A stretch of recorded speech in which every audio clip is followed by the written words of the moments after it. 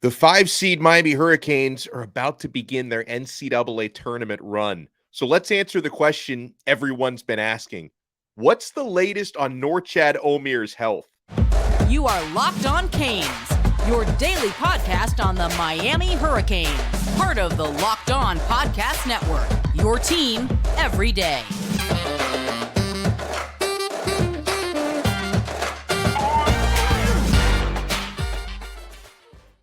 I am Alex Donno, your host. I'm a University of Miami alumnus, longtime South Florida sports radio vet, and contributor to allhurricanes.com. And thank you so much for making Locked On Canes your first listen today. We are available free wherever you get your podcasts and available free on YouTube. So on Friday night, 7:25 p.m. in Albany, New York, 5-seed Miami Hurricanes take on 12-seed Drake. Everyone wants to know, is this going to be one of those 12-5 upsets? And I've been getting calls and texts from the wise guys all over the country like, Donno, bro, what can you tell me about Norchad? The ankle, is he going to play? Is he going to be out for the tournament? What's going on with Norchad Omier? So here's what we know about Miami's big man. Norchad Omier, this is positive news, okay? Really positive. He was on the practice court on Wednesday morning. He was shooting. No wraps on his ankle. He was moving around pretty well. Jim Larranaga talked about Omier. He said that he can stretch and he can shoot. But as of yesterday morning, Wednesday morning, they have yet to determine how effectively he can actually run and jump. Now, running and jumping, last time I checked, pretty important in the sport of basketball, especially when you play as athletically as Norchad Omier plays, okay? So that decision as to really how close he is to be ready to go is going to be made at some point today. But we are seeing positives. But here's something, folks, you have to keep in mind. If you really ask me and I have to give you an answer, if you give me truth serum, I'm expecting Omier to give it a go on Friday night. But even if he doesn't, the fact that he's on the court shooting, his ankle is not wrapped, he's not in a boot, I think that it's incredibly likely that he would play Sunday if Miami can advance to the round of 32, that even if he doesn't play on Friday, if Miami can find a way to win that game without him, I am incredibly optimistic that he can play on Sunday, where I'm about 60-40, 55-45, something like that he's going to play on Friday night. Here's what Coach L had to say about Omier. Quote, I don't know if you would call stretching and shooting threes practicing, he said. If we had a shooting contest or a stretching contest on Friday, he could probably do that.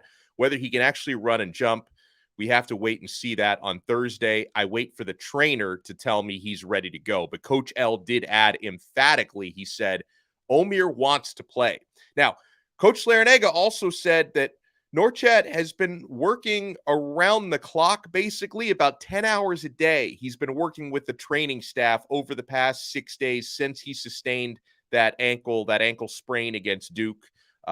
We gave you some speculation earlier this week from the Pro Football Doc, who watched the video footage of Omier rolling the ankle. And the Pro Football Doc, just based on the footage of the injury, said, it might be a grade 2 or even a grade 3 sprain. Now, guys, based on the way the last few days have transpired, no chance in hell that's a grade 3 sprain. It's not, okay? Because I was told by an athletic trainer that a grade 3 sprain would mean that his ligament is completely torn, and obviously that's not the case here. He'd be on crutches or in a wheelchair right now. He wouldn't be, moving around and walking around and shooting threes in practice. That cannot be. It's not a grade 3 sprain, okay?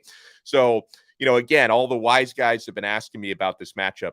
Miami Hurricanes are, according to FanDuel, our sports betting partner, 2.5-point favorites against Drake and minus 128 on the money line. So if you're a little bit worried and cautious about the Omier injury, but you think Miami's going to win, maybe grind out a close game. I do believe this is going to be a close game between Miami and Drake. You may want to think about, if you want to bet on Miami, you may want to think about betting on the money line instead of on the 2.5-point spread. Because if you bet Miami minus 2.5 and they win the game by a point or two, you're going to be pretty disappointed with the way that plays out, okay? I think Miami can still survive against Drake without Omier, and I favor Miami in this game because Drake, It's a smaller lineup. It's the type of team Miami can do fine with all of their versatility and all of their scoring at guard, because Miami has some of the top scoring guards in the country, okay? And yes, Miami will obviously, in any game, you're going to miss Omier's 9.7 rebounds per game, but I don't think that rebounding loss is going to be the difference in winning or losing this particular game. I think Miami has more than enough on the perimeter to match up well against Drake. And while I'm not that high on Anthony Walker, who would be the guy who either replaces Omier entirely or is going to get a lot of minutes, because there could also be a scenario, folks, where Omier plays, he just doesn't play very much, okay, on Friday night, where he may give it a go. There's also an internal debate to be had where, maybe if Norchad is not completely healthy, maybe you take a gamble and don't use him on Friday night, hope you get to Sunday and then he's 100%. I don't know if that's a gamble you can afford to take. I think if he is cleared to play by trainers, I think you play him at least a little bit. I am high enough on Anthony Walker's defense. I think he can provide more than enough defensively in this one.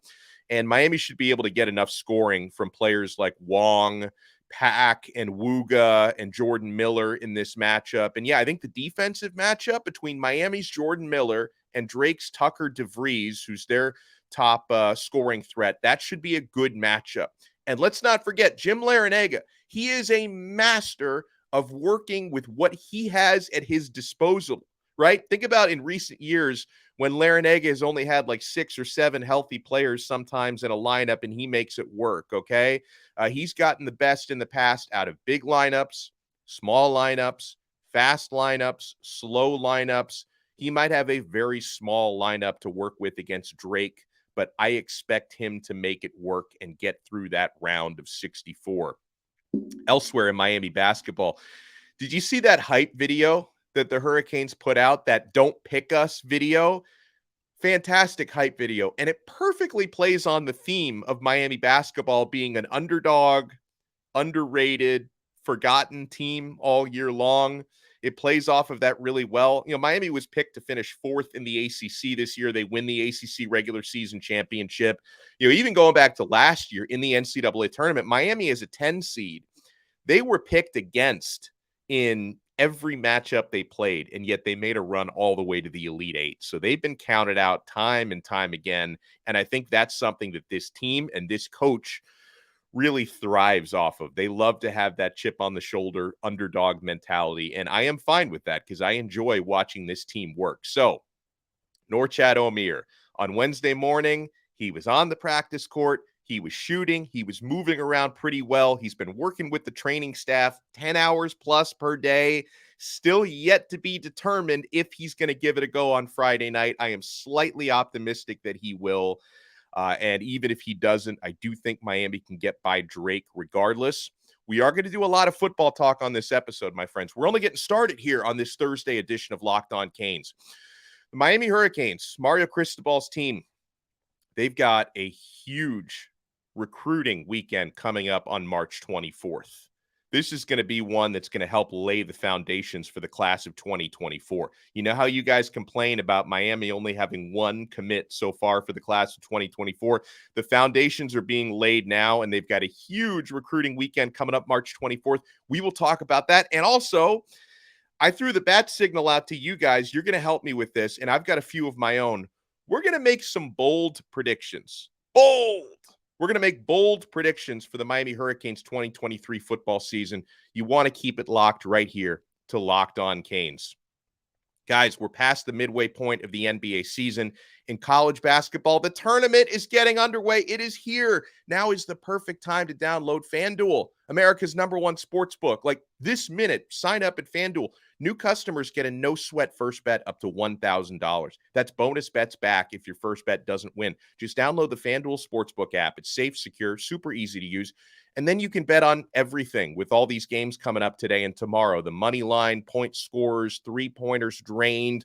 I mentioned Miami, 2.5-point favorites against Drake, -128 on the money line. Plus, FanDuel even lets you combine your bets for a chance at a bigger payout with a same-game parlay. So don't miss the chance to get your no-sweat first bet up to $1,000 in bonus bets when you go to FanDuel.com/lockedon. That's FanDuel.com/locked-on to learn more. Make every moment more with FanDuel, an official sports betting partner of the NBA. Thank you so much for making Locked On Canes your first listen today. We are available free wherever you get your podcasts and available free on YouTube, part of the awesome Locked On Podcast Network, your team every day. So, I mentioned March 24th, going to be a big recruiting weekend for Miami. Some of the top targets that are coming in: 4-star quarterback Air Noland will be here. 4-star interior offensive lineman Jordan Seaton will be here. You know how Cristobal and Mirabal, they've been so hot on the recruiting trail the last couple of years at offensive line. 4-star tight end Kylan Fox, who I really like, will be here. And 3-star cornerback Ricky Knight, who, from what I've seen of Ricky Knight from the Benjamin School, I think he's probably a little underrated at 3 stars. I think this is the type of guy that once he gets into that senior season next year, if he keeps playing the way he was playing as a junior, he could end up earning a 4th star. So we'll start with the quarterback who's coming in for a visit.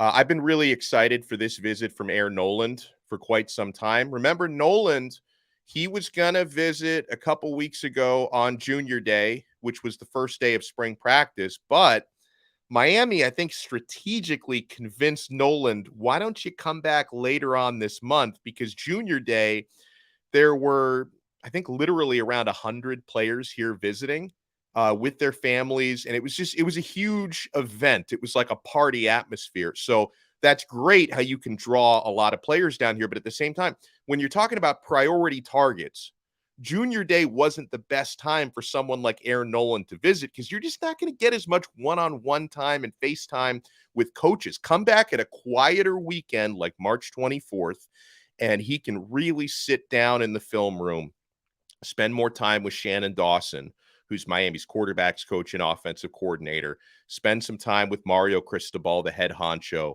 And so I think it's great that Noland was able to successfully postpone and lock in that March 24 visit, because in my opinion, I think Air Noland along with AJ Hairston, those to me are the 2 quarterbacks with their dual threat capabilities. They fit Shannon Dawson's offense the best, in my opinion, especially Noland. He's the higher touted of the 2. Miami's battling a lot of other programs for Noland. Alabama and Ole Miss have serious interest in the 4-star product out of Langston Hughes High School in Georgia. Now, we know Miami has been working this one really, really hard. And I think ever since they locked in Shannon Dawson to be the new coordinator, they've only ramped it up. And I think Dawson is going to, and has already made it very clear to Noland, we think you are the perfect type of quarterback to run our offense. When you talk about his dual threat capabilities, like you saw what Clayton Tune, the quarterback at Houston last year, had a record passing year, career passing year, and he was the leading rusher for the Houston Cougars as well. Air Noland can do that. Like, as high as I am on Tyler Van Dyke, Tyler Van Dyke's not going to do that. He's not going to be Miami's leading rusher next year. If he is, you've got big problems, okay? Tyler Van Dyke is not going to lead Miami in rushing, but in a couple of years, a few years, if Air Noland is here, he is capable of doing that. I think this guy is the total package and the real deal. I also, everyone that I talk to seems to have the same feeling. Miami is really going to try to lock up 2 quarterbacks in this cycle. Remember, they were going to have 2 quarterbacks in the last cycle, but then, Jaden Rashada did his musical chairs thing between Miami, Florida, and ultimately Arizona State. So they lost out on that one. But I like Emory Williams a lot. But I do think Miami, because they didn't get 2 quarterbacks in the 2023 cycle, I think they're going to try to get 2 quarterbacks in 2024. Okay. And the other guy that I really like, AJ Hairston, who I think is criminally underrated, because his only Power 5 offer right now is from Miami. I think he could end up being the 2nd quarterback in the cycle. We'll see if someone like Air Noland or Luke Moga or Michael Van Buren would be the 1st in the cycle. But Noland, to me, 4-star out of Georgia, I think he's the guy who fits this offense the best, and he would be my top choice. So hopefully that visit goes really, really well. I mentioned there's a tight end that I really like who's coming in for a visit, Kylan Fox, big-time prospect, also out of Georgia. He's from a town called Loganville, never been there. 6'5", 205 pounds. Miami has been successfully bringing in a lot of these big, tall tight ends, right? Jackson Carver, Riley Williams, both 6'5" plus. Elijah Arroyo, 6'5" plus. So the last couple of cycles, they're bringing in these big, tall tight ends. Miami's going to have to battle with Florida State and with Fox's home state schools because Georgia and Georgia Tech are both pushing really, really hard for him. He seems to me like the type of tight end that Mario's been going after in recent years. And I mentioned the cornerback, Ricky Knight out of the Benjamin School. I think he's underrated at 3-star. Good high school program, really solid player, great instincts, and he's a really strong tackler based on his film that I've watched. You don't always see that from his position. Florida State is considered to be, according to the On3 tracker, they're like the hefty leader in Ricky Knight's recruitment right now. So, once he makes that Miami visit, we'll see if the momentum starts to shift in Miami's direction. But yeah, March 24th is going to be a huge recruiting weekend for the U. This is not a visitor, I think, coming up this month, but hopefully he's going to make an official visit to Miami. We got to talk about 5-star defensive lineman David Stone. So he told, I think it was Chad Simmons from On3, that he is interested in scheduling an official visit to Miami. He says Mario Cristobal is the coach that he has the strongest relationship with so far. And he also, his decision, he's not going to make his decision anytime soon. I don't think David Stone. Michigan State is considered the slight leader in his recruitment right now, with Oklahoma being the close second because he's from the state of Oklahoma. And hopefully I can sabotage his Oklahoma recruitment because, as I've mentioned before on this show, I've got 2 relatives, including my sister, who are professors at OU. They're professors at Oklahoma. And I already told them, if you see David Stone on campus, tell him, David, Oklahoma's terrible. Go to Miami. Miami is where you want to be. So I'm going to try to sabotage his Oklahoma recruitment. I hope saying that is not an NCAA violation. I hope you guys know I'm kidding. I hope you guys know I'm kidding. And if you don't think I'm kidding, I'm going to have John Ruiz represent me in court. Okay. I'm very much joking. Well, kind of. Maybe I'm not joking when I say that, but David Stone, who's from Oklahoma originally, he plays at IMG Academy. He does want to see how his former IMG teammates fare in Miami this season. So we're all going to be watching Francis Mauigoa, who actually might end up being a starting right tackle at Miami. So if David Stone sees Mauigoa like thrust into a starting lineup year one, he's going to say, okay, they got something cooking there in Miami. We'll be watching Jaden Wayne, Riley Williams, Antonio Tripp. So he wants to see how his former teammates fare at Miami. But yeah, David Stone is absolutely a priority target for Miami. And a teammate of Stone's at IMG Academy on the offensive side, interior O lineman Jimothy Lewis will likely make an official visit to Miami at some point. He has his finalists. I think it's either a top 8 or a top 10. Miami is among that group. Remember, you can make 5 official visits. So according to Chad Simmons, the most likely schools to get OVs from him are Miami, Michigan, Tennessee. He's already got his Tennessee date locked in, and Georgia. Now, Ole Miss is currently favored for him on the On3 tracker, so maybe Ole Miss will be the other school he makes an official visit to. But an interior offensive lineman with tremendous size, 6'6", 290 pounds. This is the type of offensive line prospect that probably makes Mario Cristobal literally salivate over. Like there's drool running down his face right now when he watches that tape of Jimothy Lewis. Folks, when we come back, I'm going to give you my 3 bold predictions for the Miami Hurricanes football team in 2023. You guys tell me if I'm being too bold or if I'm not being bold enough, okay? And I asked you guys, I solicited bold predictions from you. You can tweet us. You can tweet the show day and night at Locked On Canes. And if you follow us at Locked On Canes, we will follow you back. You guys have been giving me your bold predictions as well. I'm going to give you 3 bold, not so bold predictions on Miami Hurricanes football when we come back. Keep it locked right here to Locked On Canes. Thank you so much for making Locked On Canes your first listen today. For your second listen, check out our brand new podcast, Locked On College Basketball. Experts Isaac Shade and Andy Patton bring you everything you need to know on and off the court. Plus, hear from big-name experts, coaches, and players throughout the basketball landscape. Locked On College Basketball, available on YouTube and wherever you get your podcasts. So I put it out there on our Twitter account at Locked On Canes, asking you guys, do you have any bold predictions for the 2023 Miami Hurricanes football season? We get one. This is super bold from Johnny Darms, who says, we will have 2 1,000-yard rushers this year at Miami. Now that's bold. Let me tell you how bold that is. The idea that Miami's going to have 2 1,000-yard rushers this year. I went through the last several years of Miami Hurricanes football statistics. And as you would expect, you start looking through 2022. Did we have a 1,000-yard rusher? Nope. 2021? Nope. 2020, 1,000-yard rusher? No one to be seen. The last time the Miami Hurricanes had a solitary 1,000-yard rusher in a season was Mark Walton back in 2016.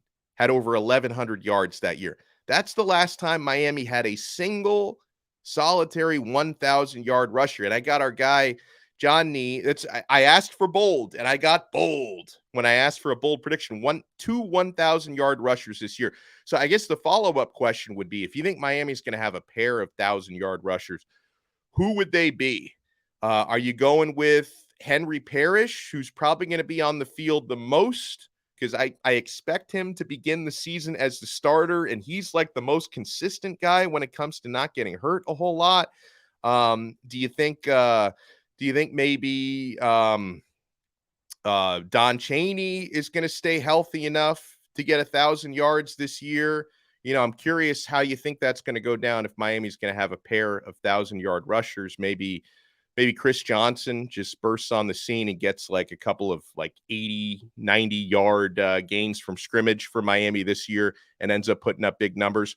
We get a bold prediction from Alan Para, who says, Jacari Brown will lead Miami to a bowl win. Now that's bold, okay? Because obviously if things go as planned this year, Tyler Van Dyke is your starting quarterback for 12-plus games.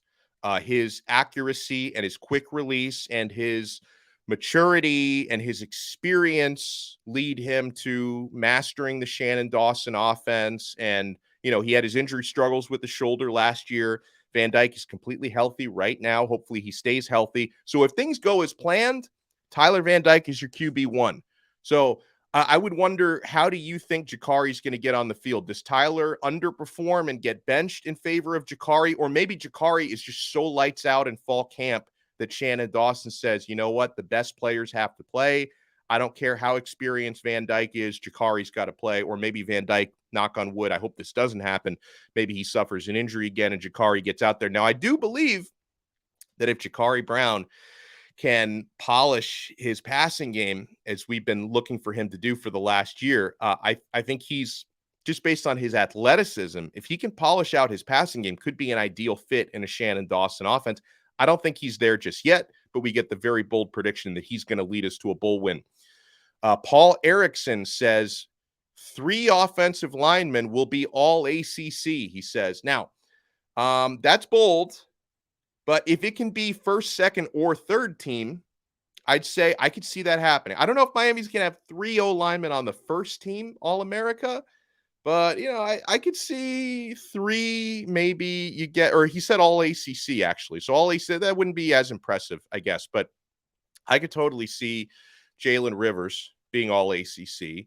I could see, I'm getting more bullish on Big Coop, Inez Cooper, because the more I see him being a little bit more trimmed down, toned up, a little quicker, I could see Inez Cooper making it. And wouldn't it be Matt Lee? I mean, Matt Lee could be all ACC, no problem at center. So Miami might have 4. What about Francis Mauingoa? What about the Samson Okunlola, the Pancake Concha? I don't know. Miami may have 5 all ACC offensive linemen this year. That is bold. We get a prediction from Lawrence Mincy. He says, my bold prediction is 1 game at a time, momentum will be a factor this season. Can't predict momentum. Lawrence, that's not that bold. I'm going to tell you. Let's see. Greatness inspires greatness says we will have a better record than last year. That is all. That's also not that bold. I mean, you know, I haven't predicted Miami's record yet. I don't know if I will do so or not, but, you know, to say they're going to be better than 5-7 next year, it's not that bold, but I appreciate it. Now, this is bold. Danny Boy Kane says 9-3 this year. DBC, that is bold, my friend. He gets the game. That was a bold prediction. So is John Nee's prediction on 2 1,000-yard rushers. That was incredibly bold. I think Allen's prediction that Jakari Brown is going to lead us to a bowl game, that is incredibly bold as well. So I've got 3 quick, bold predictions for you for 2023. First one, not as bold as the other 2, but I did want to throw this out there because so many Canes fans are down on this guy based on the way that he played last year. Number 1 for me, James Williams is going to have a bounce back year. I believe by the end of the season, James Williams will be talked about as one of the best safeties in the country. I think he's going to have a bounce back year because everyone's like, oh, this guy, he can't tackle. He's got to work on some of those fundamentals. Absolutely. I also remind you, he was playing through a lot of last season with an injured shoulder that required surgery at the end of the year. So I think that some of the evaluation on his tackling was a little bit unfair, knowing afterwards what he was playing through during the season. James Williams is elite in coverage, and I believe he is capable of tackling better than he did last season. So I think James Williams is going to have a bounce back year and is going to be talked about as one of the better or best safeties in the country by the end of the season. That's number 1. Number 2, I don't know if Miami's going to have 2,000-yard rushers this year, but I do think they'll have a 1,000-yard receiver. Colby Young. I believe Colby Young will break 1,000 yards this year. 2 major reasons for that. Number 1, you forget he was building chemistry with Tyler Van Dyke and had a couple of huge receiving games before Van Dyke got injured, and then it all went to hell after that. And then number 2, I'm watching this Colby at spring practice. He's toned down. He's lost a little weight. He's gained some speed. He's the fastest wide receiver on the team right now, according to the metrics with the radar that they're using out in practice. He's the fastest wide receiver on the team right now.